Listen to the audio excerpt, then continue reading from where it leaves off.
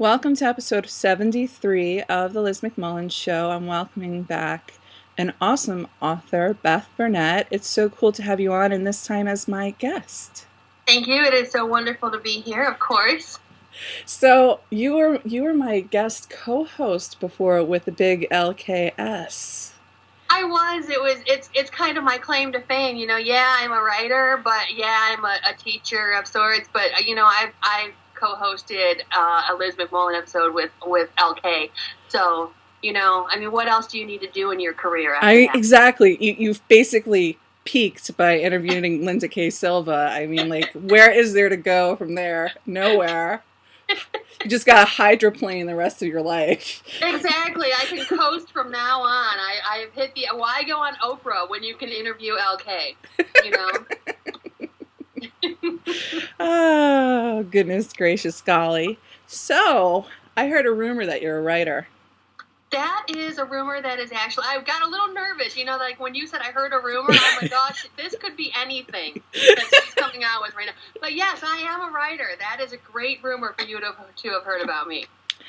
And you not only write books, but people like them enough to give you awards. I have won a couple of awards on my first two books, and I think I have a lot of positive reviews and a lot of positive feedback. I have, one thing I really like to do with my writing is I like people to walk away happy, which is sort of how I like to have them walk away from me in real life, is happy. Mm-hmm. So I guess that's kind of my MO.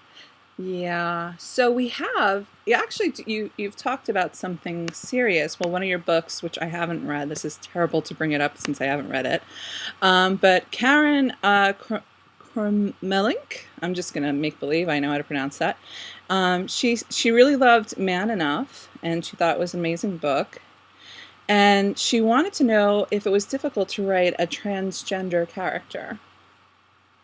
It was, in a way. Part of being a writer is obviously not every character you write is you with your experiences and your knowledge and the way you've lived your life. You have to be inside other people. But the transgender character was particularly difficult for me because I really had no experience in that arena before I wrote Man Enough. And I had to do a lot of research, and I actually took out a couple of personal ads on FTM website, that's female to male for those who don't know. And my ad said just basically, I'm a writer and I would like to meet a couple of female to male transgender people to talk about your experience. And my partner at the time was actually really upset about that I put that on a personal ad site. But, I was very clearly stating what I wanted. It wasn't like I was like, hey, let's have some hot sex and then talk about your transgender experience, Well, you mean you didn't have like the subtitle or like the little footnote, I'm in a happy relationship with another woman and I'm not looking to sleep with you. I'd just like to pick your mind. Right. I didn't feel it was necessary to write that, considering I'm a writer writing a novel with a transgender character, and I'd like to meet someone that I could talk to about your experience so I could have an authentic character. I mean, I felt that was pretty clear as far as what I was looking for. I guess I could have been a little more specific. And by the way, no hanky-panky, but I don't like to limit myself like that, though, Liz. You just never know. It's a dare to be great situation. That's right. Like John Cusack and Say Anything. Yes. Epic. Dare to be great. It's a dare to be great moment. That's one of my favorite lines. It's dare to be great situation. Like, mm-hmm. What are you good at? Oh, I like hanging out with your daughter. I don't want to buy anything, sell anything, make anything, process anything, buy anything, process, make anything. I know. That was just like epic. The whole thing there. My father and I introduced my father to the movie, and my father and I still talk about parts of that film. We were talking about it yesterday, actually, which is probably why I had Dare to Be Great in my head. And so you said you did your research in a very quirky manner, but that's actually very direct, because I think if somebody is opening themselves up to having relationships with somebody, even if they're looking to talk to somebody as opposed to, hi, I kind of think you might be, can we talk about, and if you don't mind, at least you put it all out there. So what kind of responses did you get? How did it go? I actually got several responses, and a few of them were people that didn't really read the ad and were just like, hey, how you doing, baby? But most of them were very genuine, transgendered trans men that wanted to give their idea of an authentic character. And I spent a lot of time emailing and even Skyping with a few of my personal ad respondees. And then I went to a couple of trans support groups in Cleveland. And I really had a great time with it. I love that character. I never wanted to write an educational text about a transgender character. I wanted to write a character that was just a wonderful, normal, loving person who happened to have been born female and was living male. Mm-hmm. I like it. I like it a lot. I haven't read it, but I love it. I love it conceptually. When you write something, and I bring this up in a lot of different contests. When you write something, you make someone's life visible. They are seen, they are known, they exist. And one of the reasons why I love reading and writing lesbian fiction is I like being seen, I like being known, I like going into something and seeing a part of myself or seeing another part of our community, but in this kind of imaginary lesbian situation where all the main characters, they're all lesbians, because that's, we're everywhere. We are, though. We really are. But lesbians have historically had the most silenced voices below anyone. Even within the LGBT network, you hear so much about gay male issues, and now you hear so much about trans issues, and lesbians are almost always buried. And one of the things I really love about lesbian fiction is that it's lesbians taking their own voices back, which we really need to do.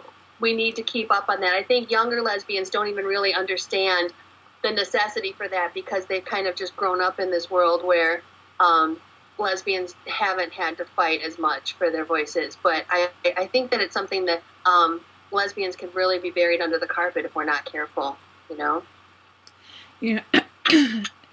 My experience as a lesbian, when I was coming up, I'm 37, and when I was coming up in the late 90s and the early I saw things shifting. And when I was younger, there was so much respect in, when you're, because I always was in clubs and bars because I love to dance.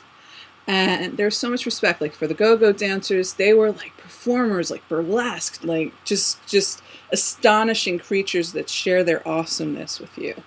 Right. And a lot of my friends were performers, and other people working in bars and whatnot. And then as we crossed into the border into Girls Gone Wild land, yes, the respect for, the artistry and the beauty and costuming and putting on a show changed to just these really attractive women who put on clothing that is appealing and they do their thing. And most people aren't looking. They don't care. It's no longer about I'm a woman and I can be safe and sexual and fun and ecstatic and amazing, and I can interact with this other person who is just this exotic, gorgeous flower, whatever right. they are.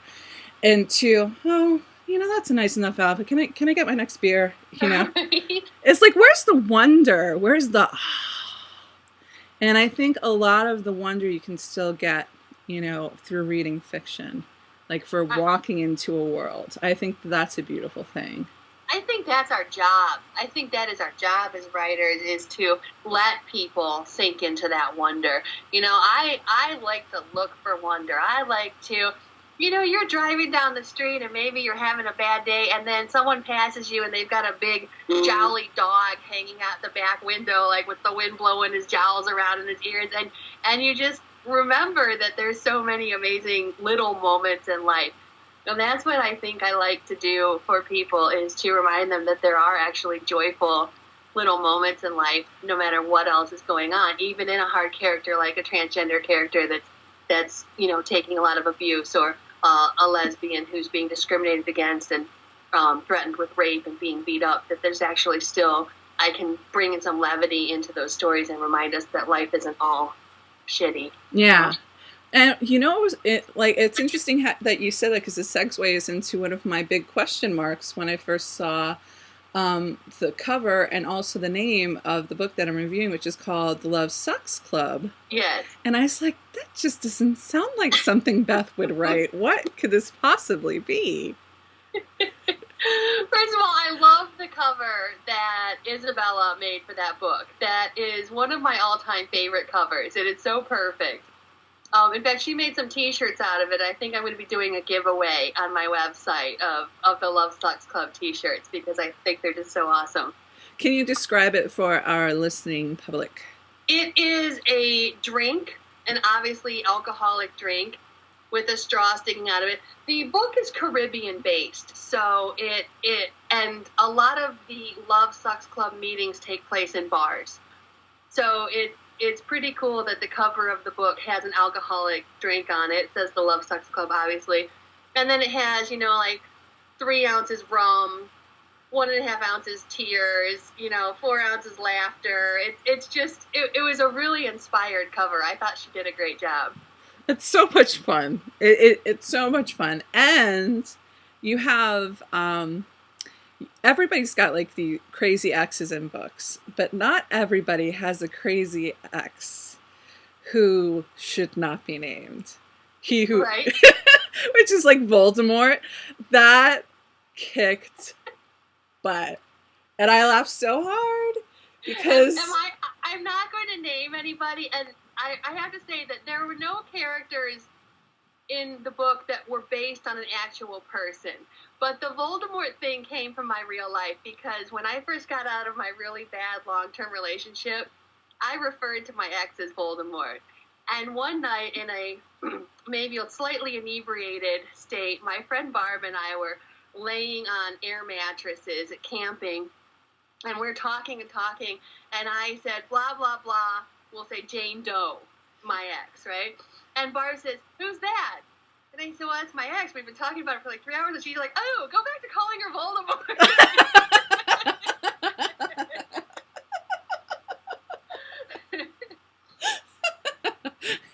And that actually almost literally happens within that particular interplay, not being on, camping, but that whole, go back to calling her Voldemort. Who the hell are you talking about? I don't know who that is.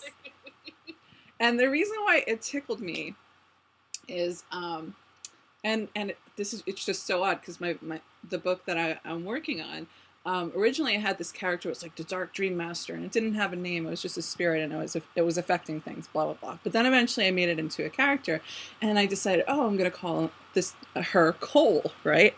And It wasn't intentional, but I remembered years ago, because my friend Jackie was the one who, when I was writing the book originally, she'd be like, what happens next? What happens next?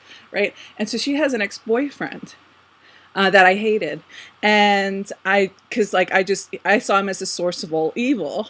Right. And in Charmed, the source of all evil eventually was Cole, who was a character in Charmed, he was a demon.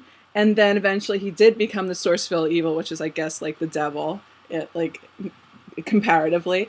And so I was just like, oh my God, I have the source of all evil in my book. And then I'm reading yours, and it has Voldemort, which is like... Evil shall not be named. Exactly! And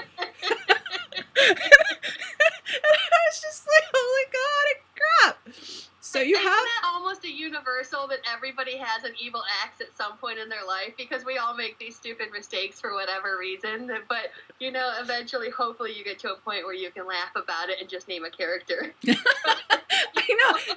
It was so not on purpose. But then, I was like, oh my God, I didn't do that on purpose. But that's fucking hilarious. Because I love that source of all evil. I'm going to have to use that at some point. Exactly. Because originally in this series, because watched it too much. It's been off the air for a long time. Originally, they're like, who's behind this? It's the source. And they're eventually it's like, who's the source? The source of all evil. And at first, like, the Cole character's there just to get Alyssa Milano's character and, like, you know, kill the sisters. But then eventually they become lovers and they have this really star-crossed kind of love affair thing going. And eventually, you know, I know, spoiler, he becomes the source of all evil. And so now I'm like, yes, so you may use the source of all evil anywhere if you want. Does that show even exist anymore? Is that a real running thing anymore?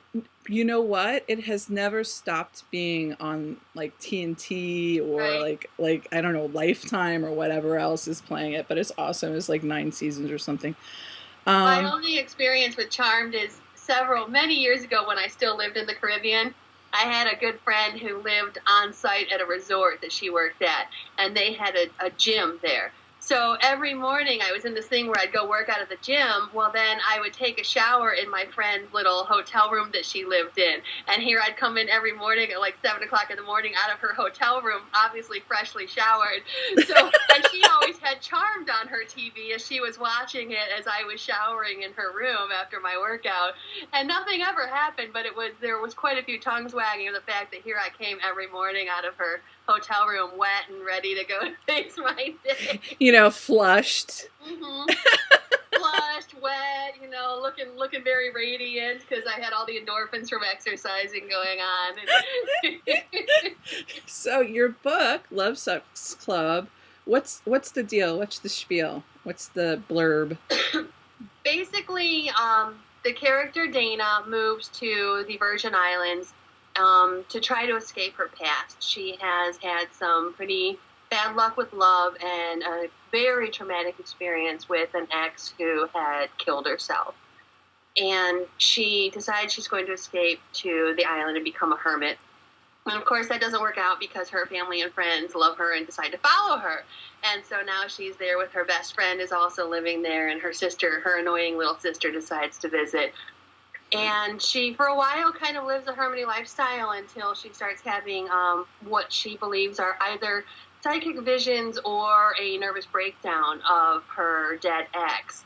And it's all about how she's trying to deal with that, put to rest the dead ex, and then also deal with the dead ex's former girlfriend who shows up on island and wants answers as well. And throughout all of this, of course, Dana and her BFF are having the Love Sucks Club, which is their excuse to go to a bar and drink and talk about how much they hate love. And that's it.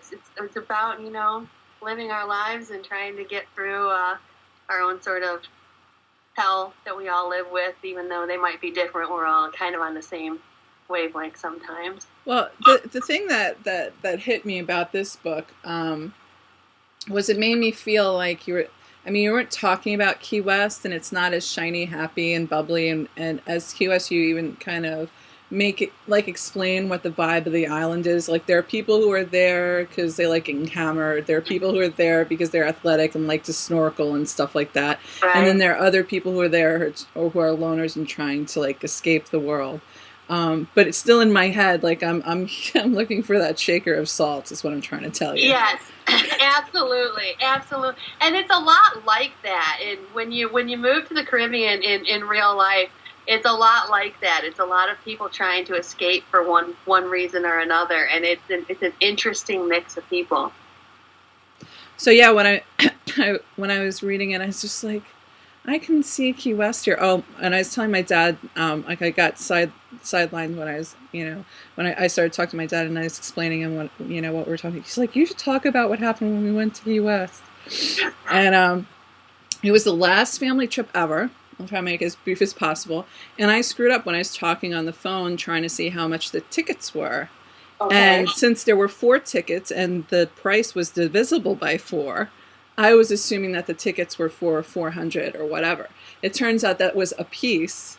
And so, like, my father, who had put together enough money for the trip, a lot of it got sucked into when we were at the airport and they were telling us, no, this is how much the tickets are. And he didn't want to ruin the trip, so he sent us. But at the same time, it, like, ate up all the money. And so, like, our plans are somewhat changed because I made a mistake. Anyway, so that we got to Key West, and my father and brother went into a hotel because we're having a hard time finding a hotel. So my father and brother book a hotel. And it turns out not only to be the only hotel in Key West with nude sunbathing. Okay. It was the only hotel in Key West that was also all gay and all naked. Nice! So it wasn't like a nudist resort, but like my mom is like one of those people who, like, you know, you could put her anywhere and she's chill. Okay. She's just like, you know, going with it. And so she gets up early in the morning and she, you know, this is how we find out about the nudity. She goes up early in the morning, she lays down and she's reading her book, and like she realizes, oh, there's a lot of guys and they aren't wearing any clothes, and they're obviously gay men. And then she kind of moved over to sit next to a woman, thinking that this is, you know, a safe choice, so to speak. Right. And then she looked over and realized that she was reading a lesbian love novel. Nice. My mom still stayed. She still did her own thing. It was very chill. But I was just like, oh my God. Lesbian fiction is everywhere. Do you know what? Full circle. But it was just so funny. I was like, oh my God, it was all my fault. But yeah, that was our Key West experience. We, on top of it, the entire, like, the hotel was under construction. So there was only enough room for us all to be in the same room, and my father snores like he could like inhale like sheets and stuff like that. And so it was it was a lampoon's family vacation. It's kind of, though, those are the vacations that you remember all your lives, you know? I just went camping with my friend Ashley, who you know, and the second night we were basically attacked by raccoons the entire time we were sitting at the campfire. And of course, I'm an idiot, so I'm like, well, just throw them a marshmallow and then they'll go away. So here's Ashley spending the entire night like with the marshmallow roasting stick of death fending off raccoons as I sit there. And I was like, you know what? That made the camping trip for me. Mine is when the moth flew at her face and she screamed like a little girl, but I don't know if I should say that on the air. Oh, too late.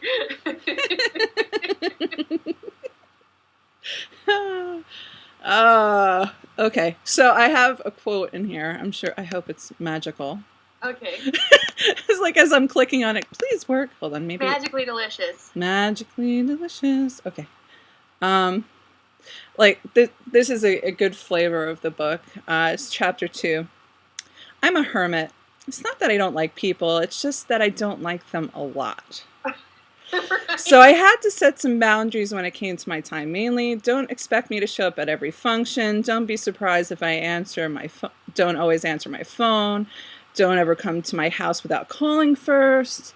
With those rules firmly in place with everyone in my life, I'm pretty much guaranteed for privacy whenever I want it. Except now, my doorbell's ringing, and I haven't invited anyone over, and that can only mean one thing: Susanna, which is her little sister. Yes. And I was thinking, like, I have a lot of hermitude going on in my life, and it's not that I don't like people, but I was like, I can relate. I think there are plenty of people like, this is my zone. What are you doing in my zone? This is my zone.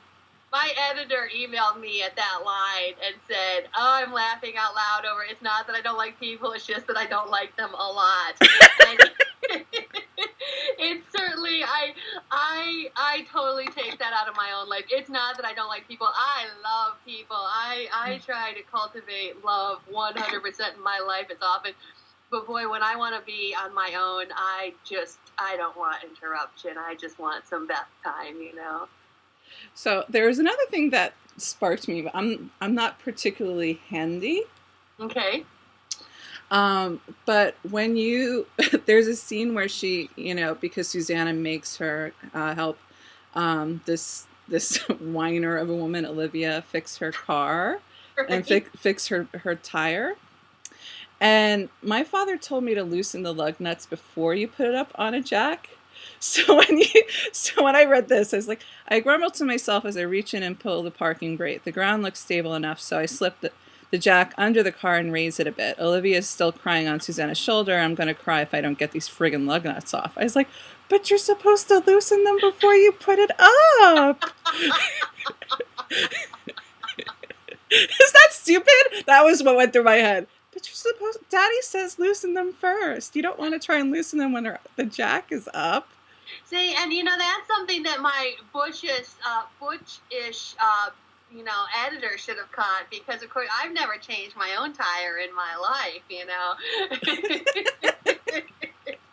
I've had one flat tire on the road, and I was driving with a pretty butch woman, and I was driving, and she was in the passenger seat. All of a sudden, we had the flat tire, so I very carefully eased it over to the side of the road, did everything you're supposed to do, get it over to the side of the road, stop, we look at each other, and she's like, don't even bother trying to pout or anything, we both know who's going to fix it.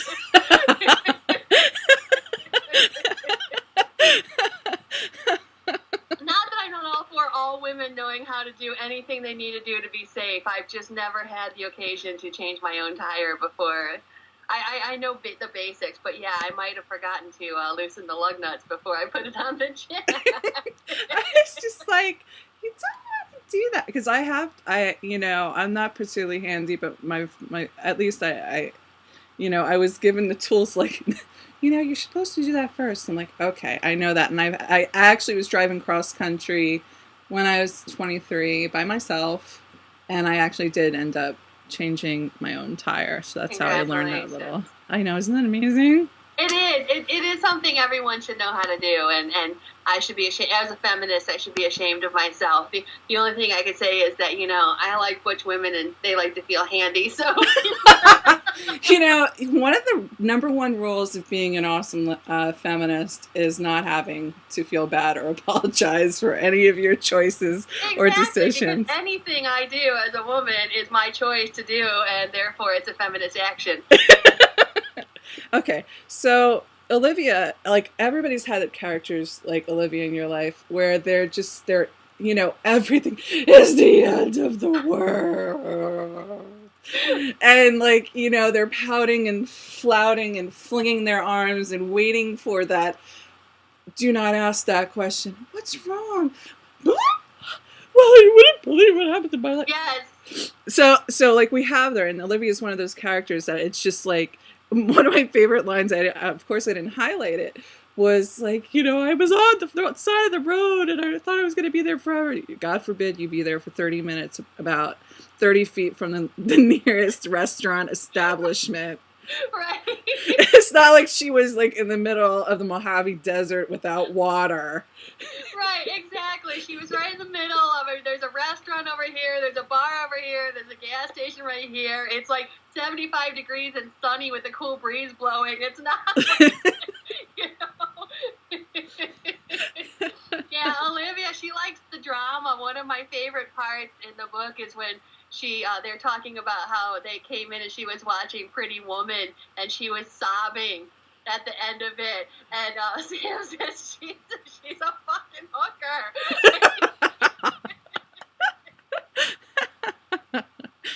Although, to be fair, I did cry at the end of Pretty Woman. So me too. I totally did. I'll fess up to that. So here's another thing. Like this is Olivia based. It's another highlight. But I'm actually going to go back a little further than what I intentionally did. Like Olivia wanted to see the peacocks, and for some reason they weren't out. And Sam's asking, are they nocturnal or diurnal? As far as I can tell, they're all urnal. I swear I hear them screaming.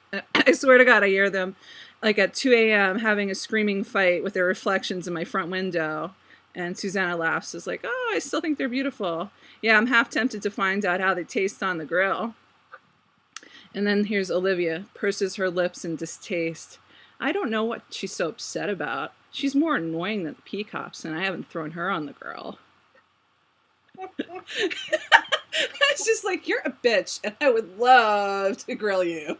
But no, I'm nice. I won't do that kind of thing. Like, honestly, if she were a bitch, if her sister showed up with Olivia when only her sister was invited, and then you find out as the story's going along that Olivia was not there and was picked up intentionally Yeah. to come to the house.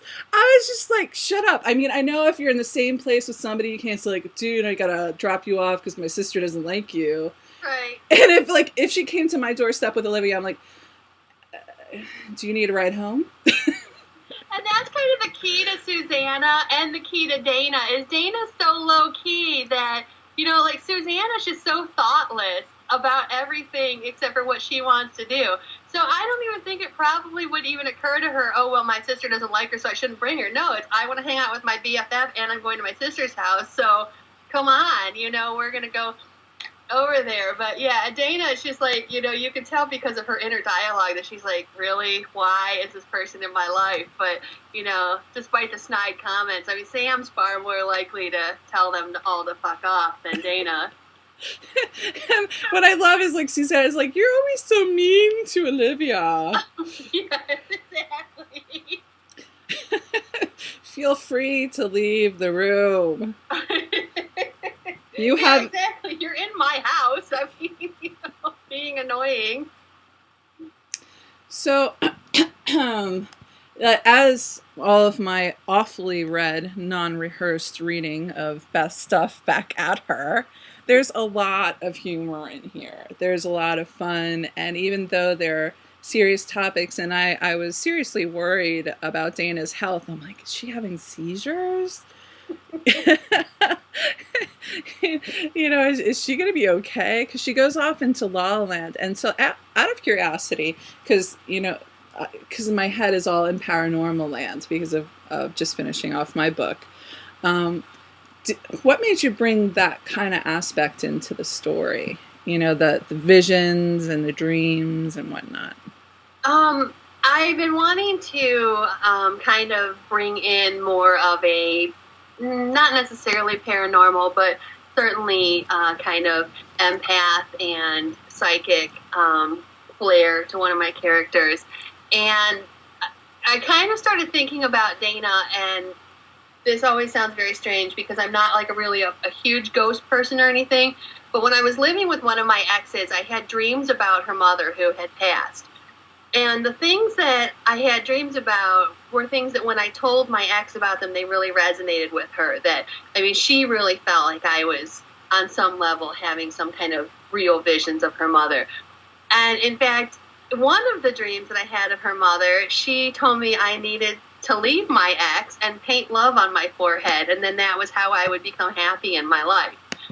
And I've actually done that. I mean, not literally painted love on my forehead, but made love my primary thing in life, is just to embrace love and to love people. So I believe in part of me that I did have visions of that woman, and in some way she was guiding me, even though it was my ex's mother and I had never met her in real life, that in some way I had some kind of communication.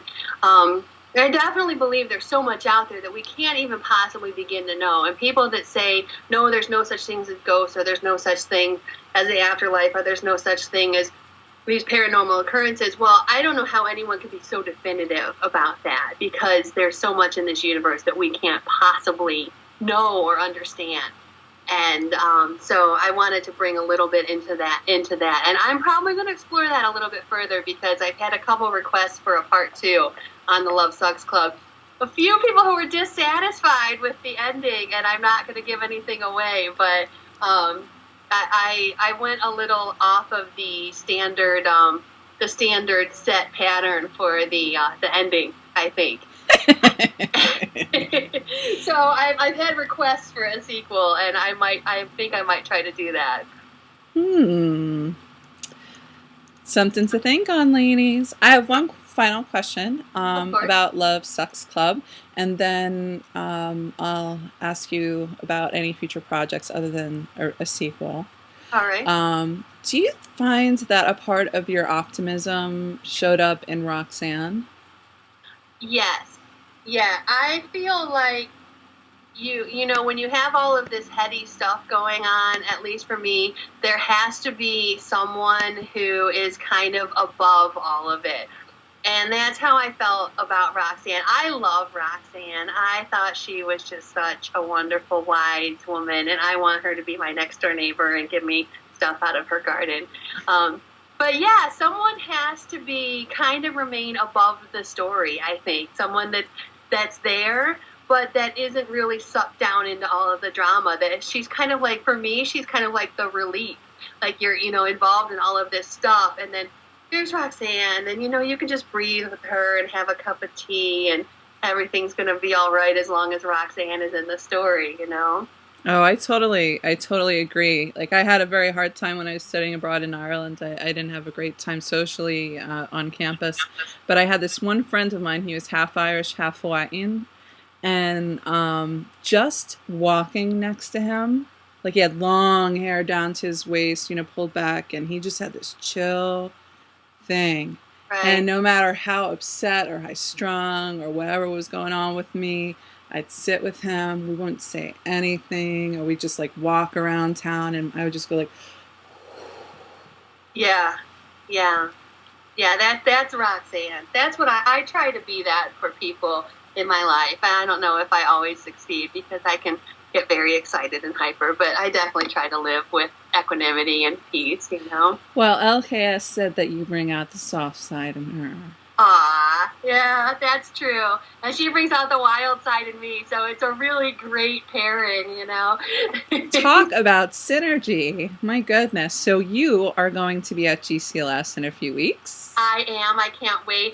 My excitement about GCLS is if it works out, because it's just it's on the schedule, but I'd heard there's a conflict in scheduling, is that I'm meant to be doing a coffee chat with, among other people, Catherine Forrest. Oh my God. Oh, yeah. Very, very first lesbian. I didn't even know we had books for lesbians when I first read Curious Wine. I remember just being like, wow, there's people in here that are like lesbians. It was very shocking and surprising for me. So that would be a major excitement for me. Oh my God. That's so exciting.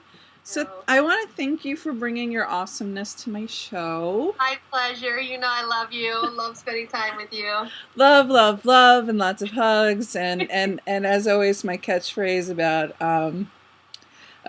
GCLS last year, where you had half dozen butches on their knees looking for a screw. It was a shining moment in my life, and it was all facilitated by you dropping the butches to their knees in front of me to look for a screw. And boy, we're going to have to come up with something pretty epic this year. I know, the pressure. If I top that, let's come on. let's just say that kind of stuff happens like once in a lifetime. And it really was like the sunshine moment, because you were going in for a hug. My boobs made impact with your glasses and broke them. They went flying, and then all the butches dropped to their knees, on hands and knees, not just knees, hands and knees, looking for the screw for your glasses. And then I said to Isabella, who, if anyone knows who she is, she's very tall, deep voice, cowboy hat, boots, and I said to Isabella, if we were in prison, you'd be my bitch. And on that note, what a great way to end the episode. Thank you so much, Liz, for having me here. Oh my God, it's been awesome.